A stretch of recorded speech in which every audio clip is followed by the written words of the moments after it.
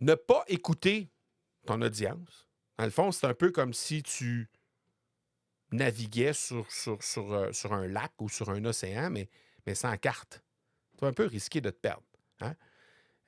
Si tu as déjà fait un peu de voile et que tu perds les références visuelles autour, c'est difficile de se retrouver. Et encore plus si tu n'as pas de map.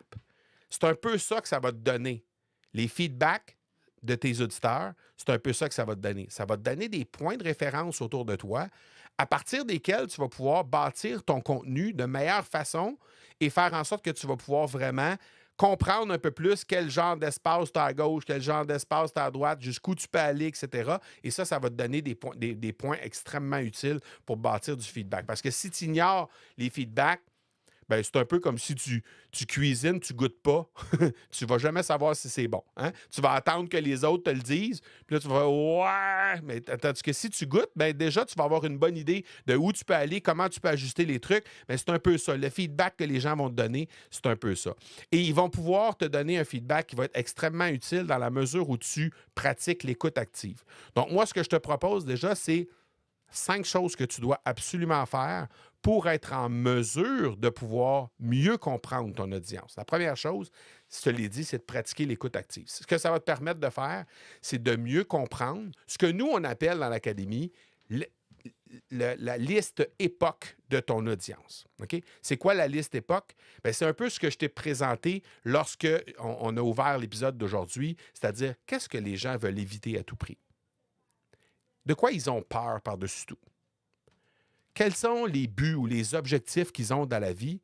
Et ultimement, quelles sont les fausses croyances qu'ils ont? Tout ça par rapport à ta thématique. Si tu es en mesure de pouvoir lister des choses sur chacune de ces thématiques-là, sur chacune de ces catégories-là, ce qu'ils veulent éviter, ce dont ils ont peur, c'est quoi leur objectif et c'est quoi les fausses croyances qu'ils ont, bien, déjà, tu vas être capable de mieux comprendre ton audience. Et ça va se faire très, très bien à travers l'écoute active. C'est-à-dire que quand les gens vont revenir vers toi pour te parler d'un épisode, donc peut-être que ce sera sur cet épisode-ci que tu vas décider de m'envoyer un message sur les réseaux sociaux. Je t'invite à le faire, tiens. Envoie-moi un message pour me donner ton feedback sur l'épisode que tu es en train d'écouter. Juste qu'on puisse en discuter ensemble. Et moi, mais systématiquement, ce que je vais faire, c'est que je vais engager la discussion avec toi, puis on va voir un peu comment je peux t'aider davantage que juste cet épisode-là. Et là, je ne te parle pas de ah ben, achète une formation. C'est pas ça que je parle. Je parle apprendre à te connaître davantage. Est-ce qu'il y a des choses que. C'était quoi les plus grandes difficultés? Qu'est-ce qui t'a impacté davantage? Qu'est-ce qui t'a plu plus particulièrement dans cet épisode-là? Est-ce qu'il y a quelque chose d'autre